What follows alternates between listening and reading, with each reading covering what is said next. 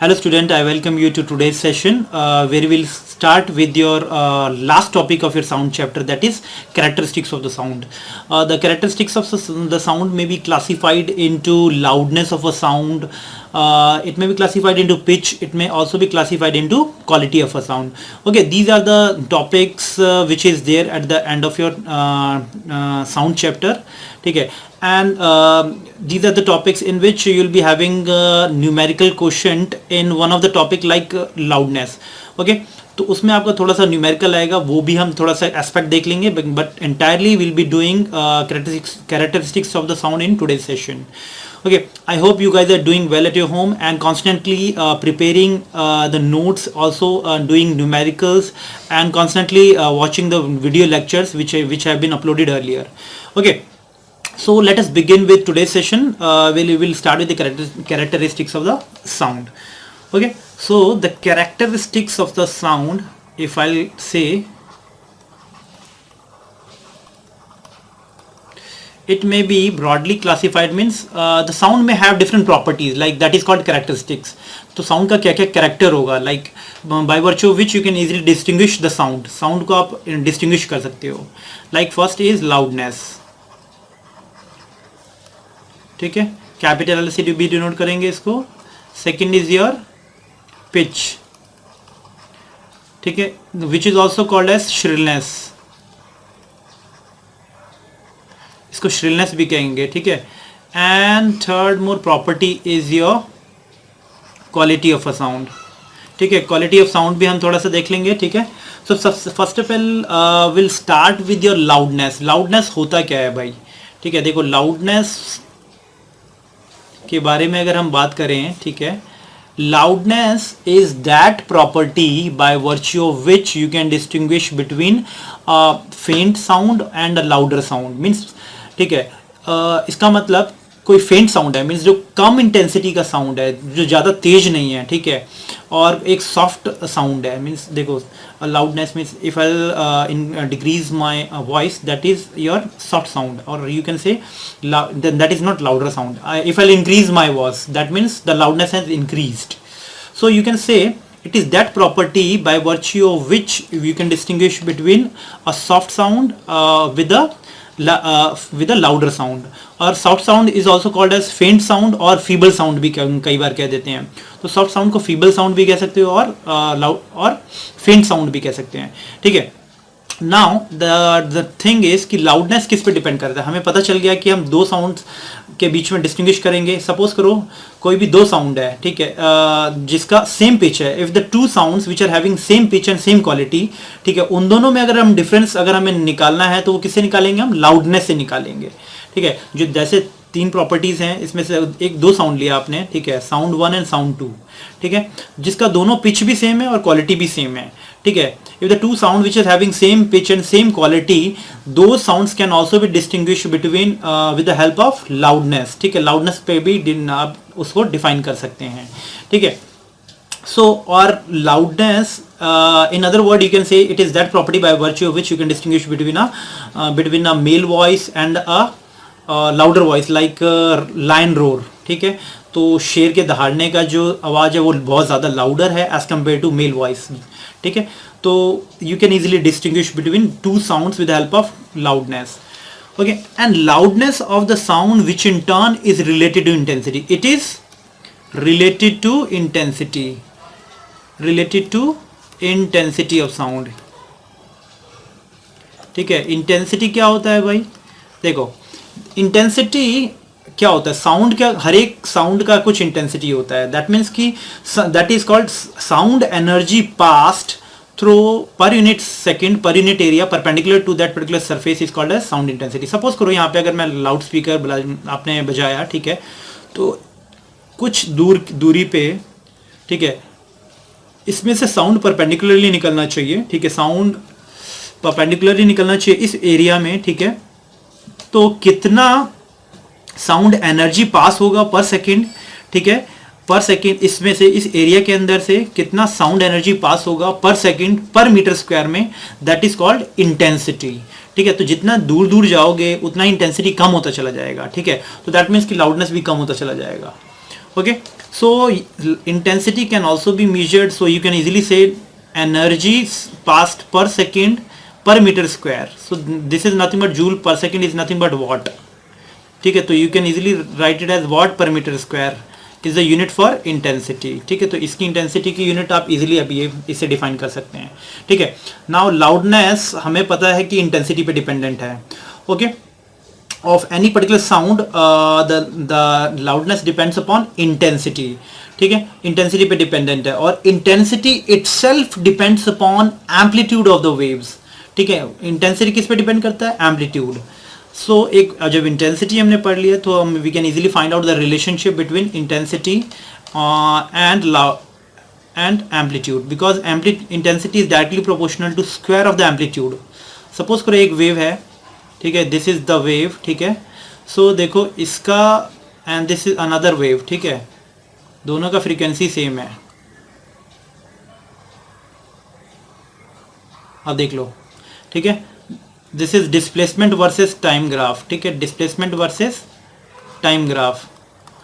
अब देखो इसका एम्पलीट्यूड है, सपोज करो ए है, सपोज करो इसका एम्पलीट्यूड ट्वाइस ऑफ ए है. ठीक है, so the wave this is wave 1, this is wave 2. So the second wave would have higher intensity because the amplitude is twice of the previous wave. So you can easily say the two waves which are having same frequency, देखो इसका frequency same है और wave form भी same है. wave form का मतलब उसका pattern, wave का pattern same है. ठीक है, so the two waves which are having same pitch and quality can be distinguished with the help of amplitude. ठीक है, और you can with the help of loudness से depend करता है. अब जिसका ज़्यादा amplitude होगा, ठीक है, तो उसका इंटेंसिटी ज़्यादा होगा, इंटेंसिटी ज़्यादा होगा तो लाउडनेस भी ज़्यादा होगा. ठीक है, सो इतना आपको थोड़ा सा आइडिया होना चाहिए. ठीक है, कि लाउडनेस भी डिपेंडेंट है किस पे? इंटेंसिटी पे, स्क्वायर ऑफ द इंटेंसिटी पे. Intensity also depends upon square of frequency. Frequency के होल स्क्वायर पे भी डिपेंडेंट है. ठीक है, स्क्वायर ऑफ वेव का फ्रीक्वेंसी पे डिपेंडेंट है. ठीक है, intensity itself depends upon square of frequency. जितना ज़्यादा फ्रीक्वेंसी का साउंड होगा, ठीक है, उतना ही ज़्यादा इंटेंसिटी भी प्रोड्यूस करेगा. ठीक है, and it also depends upon density of that particular medium. ठीक है, तो मीडियम का डेंसिटी बढ़ा दे तो इंटेंसिटी भी बढ़ जाती है. ठीक है, so these are the factor on which your intensity will depend. ठीक है, इन सब पे डिपेंडेंट होता है. ठीक है, so now the relationship between intensity, now you need to know कि अगर दो साउंड वेव्स हैं जिसका फर्स्ट वेव 1, सेकंड वेव. ठीक है, whose pitch and frequency same. Pitch का मतलब फ्रीक्वेंसी सेम होना चाहिए, क्वालिटी मतलब वेव फॉर्म सेम होना चाहिए. तो दोनों पे डिस्टिंग्विश किसके बेसिस पे करोगे आप? लाउडनेस के बेसिस पे. और लाउडनेस डिपेंड करता है किस पे? एम्पलीट्यूड पे डिपेंड करता है. ठीक है, so this is all about loudness. तो कोई भी दो साउंड के बीच में इजीली डिस्टिंग्विश कर सकते हो with the help of amplitude, कि वो कितना ज़्यादा लाउडर है और कितना ज़्यादा सॉफ्टर है. ठीक है, तो this is your, you can say softer sound, soft note, and this is your hard note. और hard note means louder note या हायर इंटेंसिटी का साउंड प्रोड्यूस किया. Again if the amplitude is increased by twice, the intensity would increased by 4 times, क्योंकि loud intensity is square of amplitude होता है. ठीक है, जो अब नया जो इस ये वाले का जो फ्रीक्वेंसी इंटेंसिटी होगा, it is directly proportional to 2a का होल स्क्वायर. तो पहले वाले से वो 4 टाइम्स हो जाएगा, 4 टाइम्स ऑफ a स्क्वायर. ठीक है, so if amplitude increase by twice, so the intensity will becomes 4 times. If the amplitude increase by thrice, then the intensity would increase to 9 times. तो लाइकवाइज आप इजीली कर सकते हैं, रिलेशनशिप ले सकते हैं.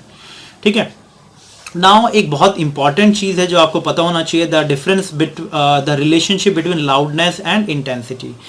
ये आपको ये थोड़ा सा बहुत इंपॉर्टेंट है, रिलेशनशिप निकालना. ठीक है, ऑलरेडी हमें फ्रीक्वेंसी के इंटेंसिटी के बारे में पता चल गया कि intensity is nothing but energy, sound energy passing through unit particular area per second is called as intensity. तो अगर किसी पर्टिकुलर एरिया पे, ठीक है, अगर बहुत ज़्यादा साउंड पास हो रहा हो, एनर्जी पास हो रहा होगा, ठीक है, तो हम इजीली कह सकते हैं कि उसका इंटेंसिटी ज़्यादा होगा. ठीक है, सो एक चीज़ और देखो, रिलेशनशिप हम थोड़ा सा देख लेते हैं. ठीक है, उससे थोड़ा सा ज़्यादा क्लैरिटी आ जाएगी आपको. Okay, now let us see relationship between loudness and intensity, how they are interdependent. देखो लाउडनेस होता है is equal to K log base 10 I, ठीक है। वेयर आई इज कोई भी पर्टिकुलर साउंड लिया आपने, उसका इंटेंसिटी आई है, तो कितना लाउडनेस होगा उसका, वो that is equal to L is equal to K, where K is a proportionality constant, ठीक है। Because it is proportional to intensity, so it is proportionality constant, K आपका जुड़ जाता है, ठीक है। सो आप लाउडनेस और इंटेंसिटी के बीच का इजीली रिलेशनशिप ये इजीली निकाल सकते हैं, ठीक है। सो ये रिलेशनशिप आपको थोड़ा सा याद रखना है, ठीक है। एंड यूनिट्स, यूनिट क्या होगा भाई, unit is equal to phon, इसका ऐसा यूनिट आपका होगा, ठीक है। लाउडनेस का फॉन होता है PHON, ठीक है, but it is generally measured in decibel, ठीक है। Small d and capital B, generally it is measured in sound intensity is measured in decibels, ठीक है। अब हम सारे रिलेशनशिप पढ़ेंगे one by one, but it's ऐसा यूनिट इज फॉन, ठीक है। फॉन को कह देंगे, और फॉन इज नथिंग बट कि एक 1 किलो हर्ट्ज का फ्रीक्वेंसी आपने लिया, उसका जो इंटेंसिटी आया, ठीक है, 1 किलो हर्ट्ज साउंड का जो इंटेंसिटी आया, ठीक है, that is equal to 1 phon, ठीक है। उसका जो लाउडनेस प्रोड्यूस हुआ that is equal to 1 phon. So 1 phon is nothing but loudness of a sound wave whose frequency is 1 kilohertz is called as 1 phon, ठीक है। और थोड़ा सा हम डेसिबल के बारे में भी अब थोड़ा सा पढ़ लेते हैं। उससे पहले एक चीज और याद रखना है आपको कि हाउ इंटेंसिटी में भी हाउ लाउडनेस में differ the factor affecting the loudness, कौन कौन से फैक्टर्स हैं जिस पे लाउडनेस डिपेंड करता है, ठीक है। थोड़ा सा उसके बारे में और आपको थोड़ा सा आइडिया दे देते हैं।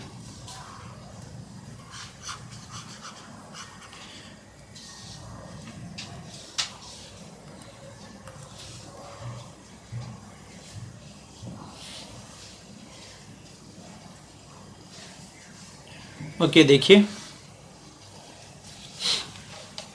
कौन कौन से फैक्टर होते हैं।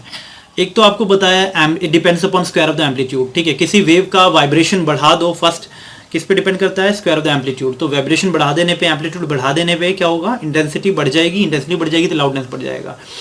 और कौन कौन से फैक्टर्स हो सकते हैं, ठीक है। अब देखो लाइक डेंसिटी पे भी डिपेंडेंट है, क्योंकि intensity is directly proportional to density.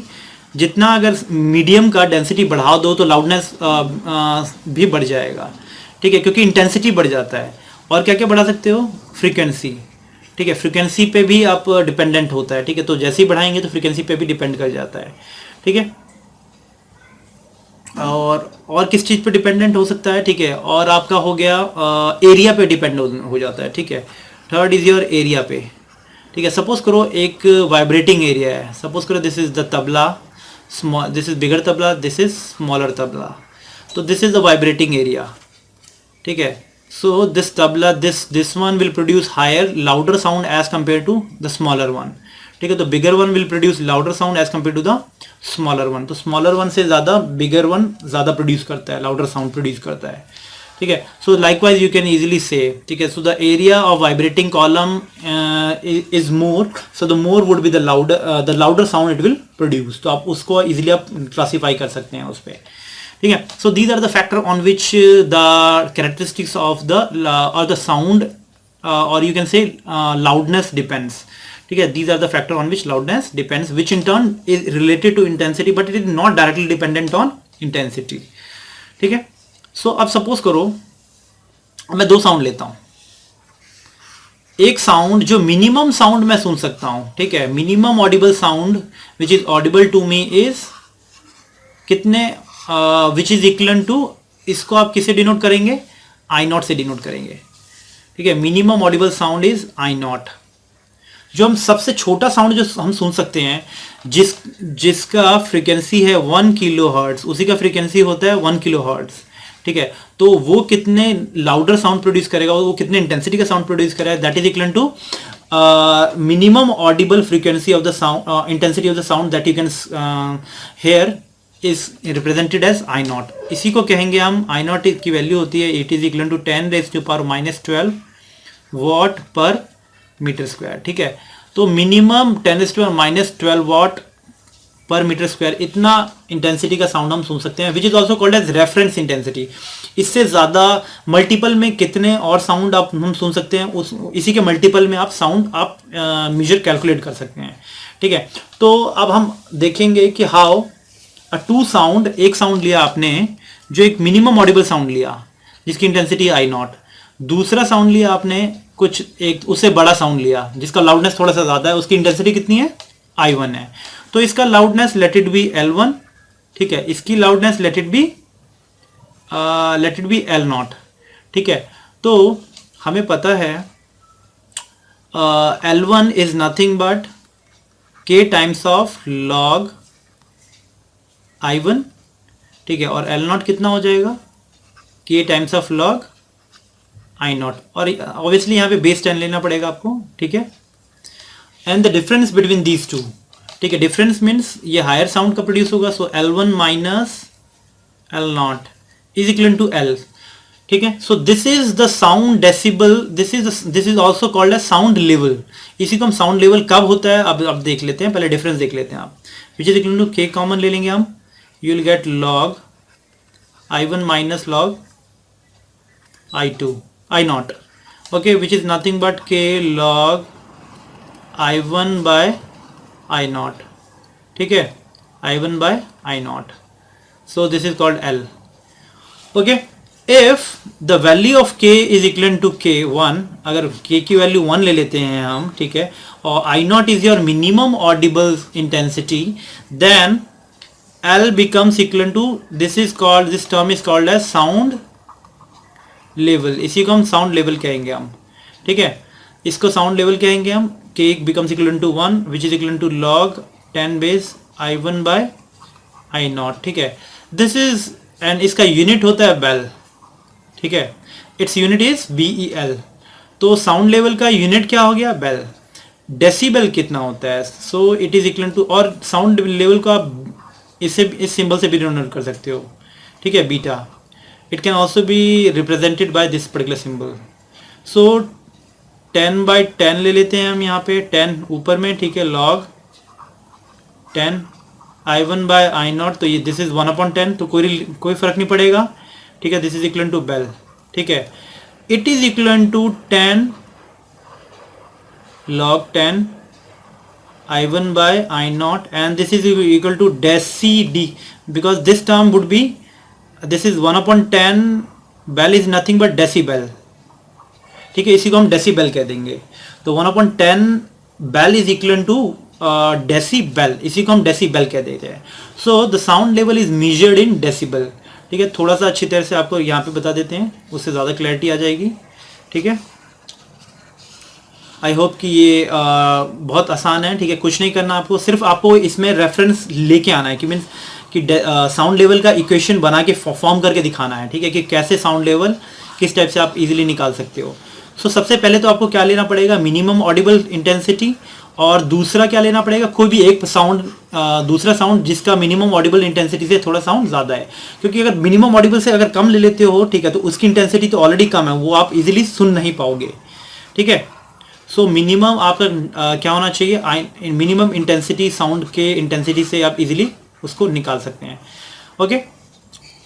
सो आप ये इजीली आप ये याद रखेंगे, beta is nothing but 10 log base 10 I1 by I0, ठीक है। किसी भी साउंड का, this is decibel, small dB, ठीक है, किसी भी साउंड का रेफरेंस पॉइंट से जो रिलेशनशिप होता है that is called sound level, ठीक है।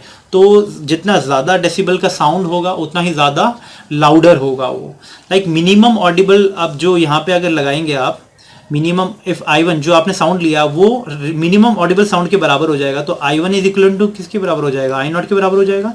Then this term equal to 1, then beta is equal to कितना होता है, log 1 is equal to 1, log 1 is nothing but 0, तो दिस इज कॉल्ड 0 डेसिबल।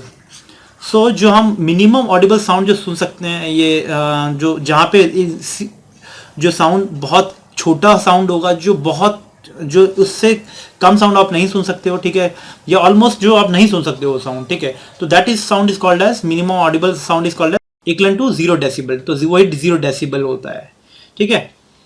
सो आप दिस इज अ रिलेशनशिप, ठीक है, आप इजीली कर सकते हैं। और अगेन हायर डेसिबल के साउंड भी निकाल सकते हैं हम, ठीक है, like 10 decibel. 10 decibel is your normal talk, छोटा सा 1 मीटर के डिस्टेंस के बीच में अगर हम नॉर्मल टॉक करते हैं, ठीक है, सॉफ्ट वॉइस से, that is equal to 10 decibel, ठीक है। नहीं, not normal talk, normal talk it is equal to close to 60 decibel के होता है। दिस इज विस्परिंग, खुसर पुसर करना, ठीक है, विस्परिंग। सो जो नॉर्मल विस्परिंग कहते हैं, दो खुसर पुसर छोटे सा कम आवाज में, that is equal to 10 decibel. और जो हम हायर साउंड प्रोड्यूस करते हैं नॉर्मल टॉक में, ठीक है, 1 मीटर में के बीच क्लोज प्रॉक्सिमिटी में, that is equal to 60 decibel, ठीक है। अगेन 120 डेसिबल का sound, this is the maximum decibel of the sound that you can, maximum audible sound we can hear without irritation, ठीक है। इससे ज़्यादा भी साउंड होगा, लाइक जेट प्रोड्यूस करता है 140 डेसिबल्स, ठीक है। लाउडर स्पीकर्स वगैरह भी प्रोड्यूस करते हैं 130 डेसिबल्स वगैरह में, ठीक है। So that sounds which is louder than 120 decibels may create headache, ठीक है, सर दर्द हो सकता है उसमें, and may create a permanent damage to your ears, ठीक है। सो उससे आपको थोड़ा सा, and those sound are also called as unpleasant sound is called as noise, ठीक है। उन्हीं साउंड्स को हम नॉइस भी कह देते हैं। एंड अगेन नॉइस का थोड़ा सा साउंड का फ्लक्चुएशन कुछ अगर हम डिस्प्लेसमेंट वर्सेस टाइम का ग्राफ बनाओगे नॉइस का, तो बहुत ज़्यादा फ्लक्चुएट करता है, ठीक है। तो fluctuating sound which is undesirable और unpleasant sound is called as noise, ठीक है। वेयर एज म्यूजिकल साउंड कौन सा होता है? The musical sound are those sound which are pleasing to our ears, ठीक है, जो हमें अच्छा लगता है, which is pleasing to our ears is called as musical sound. Musical sound एक कांस्टेंट नोट्स वगैरह पे भी बज सकता है, ठीक है, वो ज़्यादा फ्लक्चुएशन नहीं होता, ठीक है। तो you can be represent this as a musical sound and this can be represented as a noise, ठीक है। So this is how you can easily distinguish between a noise and musical sound, ठीक है। सो ये सारी चीज़ें हम पढ़ें, हमने देखा, ठीक है, कि how a noise can create a problem to us, क्योंकि नॉइस क्या होता है, अनप्लेजेंट साउंड होता है, ठीक है। वो प्रॉब्लम इसलिए क्रिएट करेगा क्योंकि इट में कज हेडेक, ठीक है, सरदर्द भी हो सकता है आपको, ठीक है, नॉइस की वजह से। और क्या क्या चीज़ें हो सकती हैं, ठीक है। एंड नॉइस, पहली बात है कि होता किस लिए, noise can produced by your louder jet, ठीक है, louder jet engine can also produce a noise. And और कौन कौन से प्रोड्यूस कर सकते हैं, आपका factory noise can also produce noise, ठीक है। फैक्ट्री में जो भी मशीन्स लगे रहते हैं, that can also produce noise, okay. And आपके जो बड़े बड़े स्पीकर्स होते हैं, ठीक है, that can also produce noise, वो भी बड़ा नॉइस प्रोड्यूस कर सकते हैं, ठीक है। सो ये सारे हैं साउंड जो आप इजीली कह सकते हैं, ये सारे नॉइस प्रोड्यूस कर सकते हैं। And how you can reduce the noise, there are different methods through which you can easily reduce noise. Like अपने नियर बाय एरियाज वगैरह में क्या करेंगे, हम प्लांटेशन कर देंगे, ठीक है, एंड अपने चारों तरफ प्लांटेशंस वगैरह ज़्यादा करेंगे, ठीक है। तो उससे क्या होगा, नॉइस रिडक्शन हो जाएगा। एंड एक बफर जोन वगैरह क्रिएट कर सकते हैं आप, ठीक है, तो उससे भी ज़्यादा आसानी हो जाएगी, तो साउंड आपके घर तक नहीं आएगा। और ऑल्सो विंडोज़ वगैरह में आप उस टाइप से मटेरियल्स वगैरह लगा सकते हैं ताकि वो साउंड प्रूफ हो, ठीक है। So the outside sound may not come inside, ठीक है। एंड बहुत सारी चीज़ें हैं, ठीक है, डिफरेंट मेजर्स हैं जो आप इजीली कर सकते हैं through in order to decrease your noise, okay. So now let us move on to pitch, which is your second characteristics, pitch, ठीक है। Pitch also called as shrillness, ठीक है, shrillness भी कहते हैं इसको, मीन्स shriller मीन्स पतला sound, ठीक है। ये थोड़ा सा और भी, it also depends upon frequency,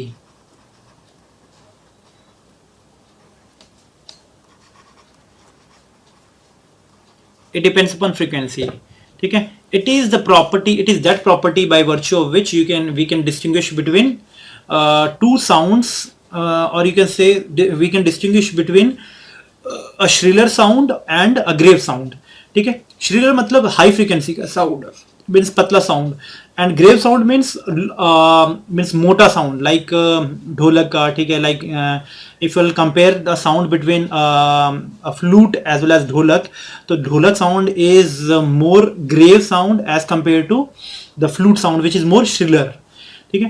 तो फ्लूट में जो साउंड प्रोड्यूस करता है वो पतला प्रोड्यूस करता है और ढोलक में थोड़ा सा मोटा साउंड प्रोड्यूस करता है। So you can it is a property by virtue of which you can easily distinguish between the to, or you can say you can easily distinguish between a male voice or a female voice, or you can distinguish between a male voice with a baby voice, क्योंकि baby का वो जो voice होता है, बच्चे का voice होता है, वो ज़्यादा श्रिलर होता है, हाई इंटेंसिटी का साउंड प्रोड्यूस होता है, ठीक है, as compare to male voice, as compare to female voice. Female and male की कंपेरिजन करें तो मेल का ज़्यादा because of the vocal cord, ठीक है, the sound of the male is more grave, ठीक है, ज़्यादा ग्रेव होता है, मीन्स लेस, उसका पिच कम होता है, मीन्स पिच मीन्स फ्रीक्वेंसी कम होता है उसका, ठीक है। तो high pitch sound is produced by female as compare to male, okay.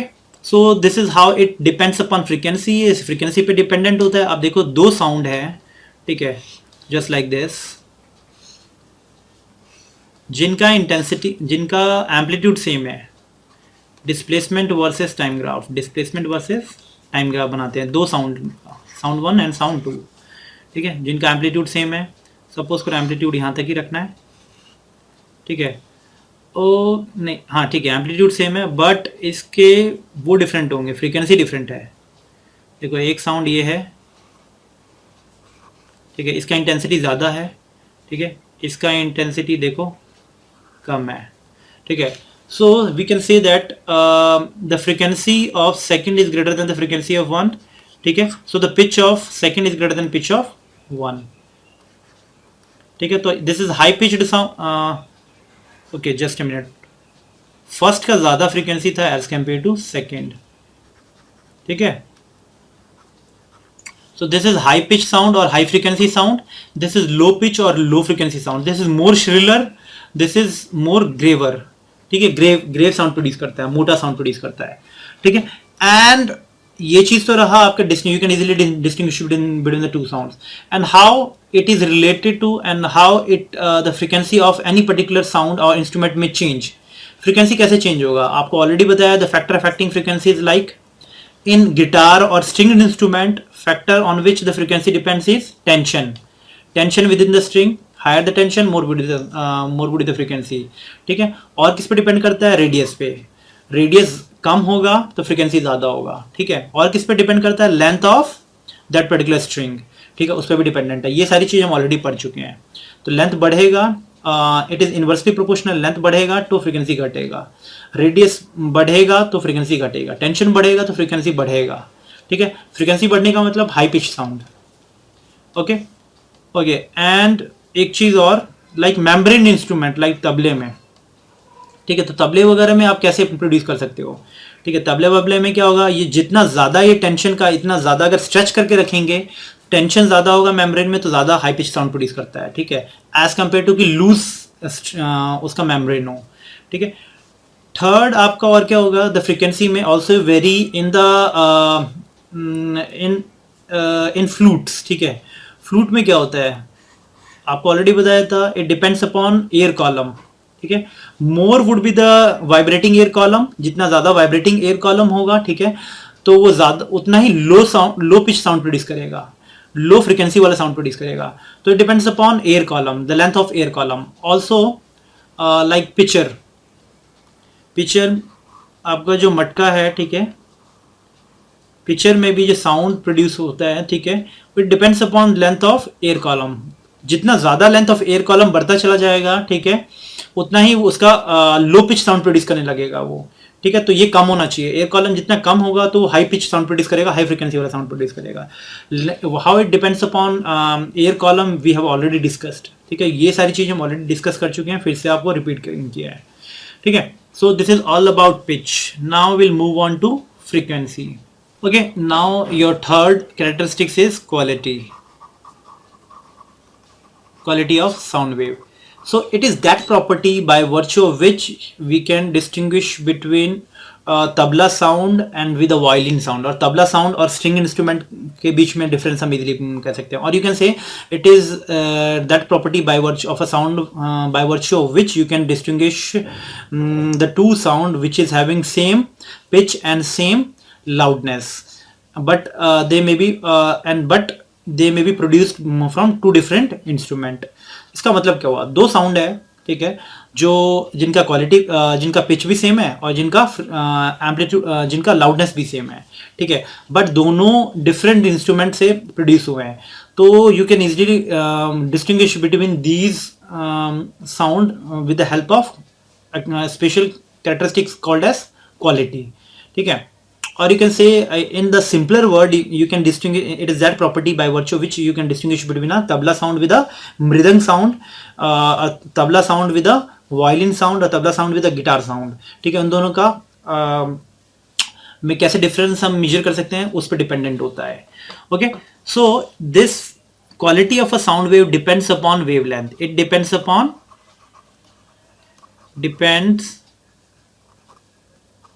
On wave form. Okay, ये वेव फॉर्म पे डिपेंडेंट करता है, ठीक है। और एक चीज और बता देते हैं, जैसे पिच आपका पहले था वो फ्रीक्वेंसी पे डिपेंड करता है, ठीक है, तो उसकी वेवलेंथ कम है अगर तो फ्रीक्वेंसी पे डिपेंडेंट है, तो फ्रीक्वेंसी विच इटसेल्फ डिपेंड्स अपॉन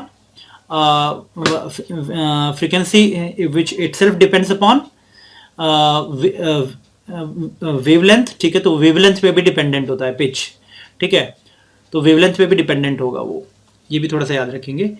अब हम थोड़ा सा क्वालिटी का देख लेते हैं। तो दो साउंड है, देखो, जिनका फ्रीक्वेंसी भी सेम होना चाहिए और एम्पलीट्यूड भी सेम होना चाहिए। तो फ्रीक्वेंसी सेम होने के लिए इस टाइप से बना देंगे, एम्पलीट्यूड सेम होने के लिए देखो एम्पलीट्यूड सेम रख लेते हैं हम,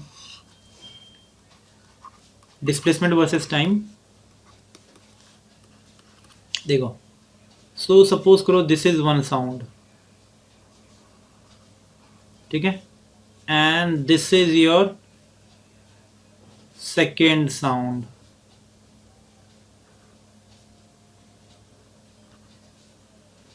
ठीक है।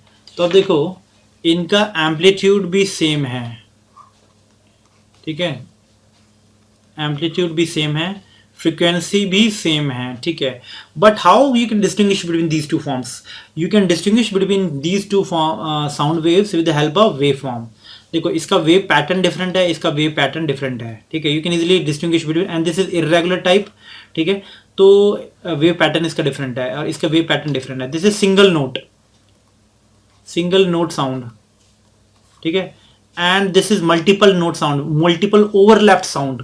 अब मैं थोड़ा सा आपको डिफरेंस बताता हूँ। देखो, ये एक ही फ्रीक्वेंसी का साउंड है, ठीक है, इसमें क्या है, फ्रीक्वेंसी डिफरेंट है, ठीक है, मीन्स ये फ्रीक्वेंसी ओवरऑल वेव का डिफरेंट है, ठीक है, तो जिसकी वजह से जो रिजल्टेंट वेव मिल रहा है, ठीक है, उसका फ्रीक्वेंसी इन दोनों का सेम है आपका, ठीक है।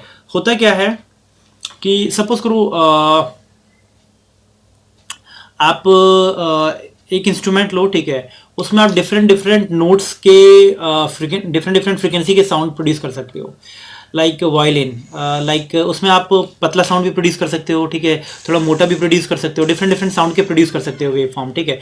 तो वो सारे साउंड क्या करते हैं, ओवरलैप कर जाते हैं, जिसमें से एक जो बेस साउंड होता है that is called fundamental frequency, ठीक है, जो एक बेस साउंड है, ठीक है, उस एक पर्टिकुलर इंस्ट्रूमेंट का, that is called as the base sound of an instrument is called as of one particular frequency is called as fundamental frequency. तो हर एक जो वायलिन है डिफरेंट फ्रीक्वेंसी के साउंड प्रोड्यूस कर सकता है, उसमें से एक बेस साउंड होता है उसका, ठीक है, और बेस साउंड के मल्टीपल में जो बेस साउंड होता है वो आपका हायर सबसे मैक्सिमम एम्पलीट्यूड का जो साउंड प्रोड्यूस करता है उसी को आप बेस साउंड भी कहते हैं। उससे जो छोटे छोटे जो साउंड और जो प्रोड्यूस कर रहा है वो लोअर एम्पलीट्यूड के, वो क्या होते हैं, सब्सिडरी वाइब्रेशंस भी कहते हैं उसको, और सब्सिडरी नोट्स भी कहते हैं उसको, ठीक है। तो दैट इज बेस वाइब्रेशन और सब्सिडरी वाइब्रेशन, ठीक है। तो दोनों ओवरलैप करेंगे and you will get this particular wave form, ठीक है। तो इस टाइप का कुछ वेव फॉर्म मिल जाएगा आपको, ठीक है। So which is the composition of irregular shape wave form, ठीक है। तो ये इरेगुलर शेप है और ये डिफरेंट, और एक चीज याद रखना, सपोज करो हर एक इंस्ट्रूमेंट का, डिफरेंट टाइप के इंस्ट्रूमेंट का सबका वेव फॉर्म डिफरेंट होगा। लाइक तबला का अगर मान लो इस टाइप का वेव फॉर्म है, ठीक है, जितने भी तबला वाले, जितने ढोलक वोलक तबले वाले, सबके इस टाइप के ही होंगे, ठीक है। अगर गिटार वाले इस टाइप के वेव फॉर्म नहीं होगा, गिटार का सपोज करो इस टाइप का वेव फॉर्म है तो इस टाइप का ही वेव फॉर्म बनेगा। हो सकता है कि फ्रीक्वेंसी में डिफर, ठीक है, फ्रीक्वेंसी ज़्यादा और कम भी हो सकता है, बट इसका भी फ्रीक्वेंसी ज़्यादा कम भी हो सकता है, ठीक है। तो बट इसका और इसका दो अलग इंस्ट्रूमेंट का वेव फॉर्म डिफरेंट होगा, ठीक है। तो wave form is nothing, on the basis of wave form only you can distinguish it as a quality of that particular sound, ठीक है। And wave form is also called as timbre, इसको हम timber भी कहते हैं भाई, ठीक है। टिम्बर TBRE होता है, ठीक है। सो you can easily distinguish between the two sound which are having same pitch and same loudness with the help of quality, and these two sounds should have been produced from two different instrument, ठीक है। क्योंकि instrument दोनों का different इसलिए होना चाहिए क्योंकि आप इन साउंड को भी कंपैरिजन कर सकते हो ना, डिफरेंट डिफरेंट, ये बोलोगे आप इसका भी वेव फॉर्म डिफरेंट है ये और ये, ठीक है। तो मोरलेस, ठीक है, पैटर्न सेम है दोनों का, ठीक है। तो वेव फॉर्म इनका और इनका दोनों का डिफरेंट है, ठीक है। तो दो डिफरेंट इंस्ट्रूमेंट को इजीली आप डिस्टिंग्विश कर सकते हो। तो दैट प्रॉपर्टी और that characteristic is called as quality और also called as timbre, okay. So and how it can be changed and the way how the wave form और the wave pattern can change, it depends upon subsidiary vibrations. जो आपके जो ये vibrations है, जो छोटे छोटे वाइब्रेशंस जो इसके अंदर मिक्सड अप हैं, मिक्सड अप वाइब्रेशन उस पर डिपेंड करता है, ठीक है। इसकी फ्रीक्वेंसी और ज़्यादा उस पर डिपेंड करता है इसका वेव फॉर्म कैसा हो, ठीक है। So quality depends upon subsidiary wave forms also, और सब्सिडरी वाइब्रेशंस पे डिपेंड करता है, नॉट डिपेंडेंट एंड और, ठीक है। So entirely we can say that the sound waves can easily be classified on the basis of the wavelength, it can be classified on the basis of waveform, it can be classified on the basis of pitch, that is frequency, it can be classified on the basis of amplitude also, ठीक है। सो ये सारी चीज़ें हमने पढ़ ली, noise के बारे में थोड़ा सा पढ़ लिया, ठीक है, कि unpleasant sound is called as noise, ठीक है। एंड अपार्ट फ्रॉम विच जो भी साउंड बचे वो that is called as musical sound, ठीक है। Sound which is pleasing to our ear is called as musical sound, ठीक है। सो आई होप कि आज का लेक्चर आपको इजीली समझ में आया होगा, ठीक है, because most of it are theoretical portion, ठीक है, और थोड़ा कुछ चीज़ें हम ऑलरेडी पढ़ चुके हैं, ठीक है। बाकी ये सारी चीज़ें फ्रीक्वेंसी, एम्पलीट्यूड, वेवलेंथ, ठीक है, ये सारी चीज़ें हम ऑलरेडी फर्स्ट लेक्चर में ऑलरेडी कवर कर चुके हैं। यू गो थ्रू इट, ठीक है, उससे भी आपको क्लैरिटी आएगा। जिन्होंने भी वीडियो नहीं देखा, you can easily watch it, okay. With this I will and up today's session, thank you.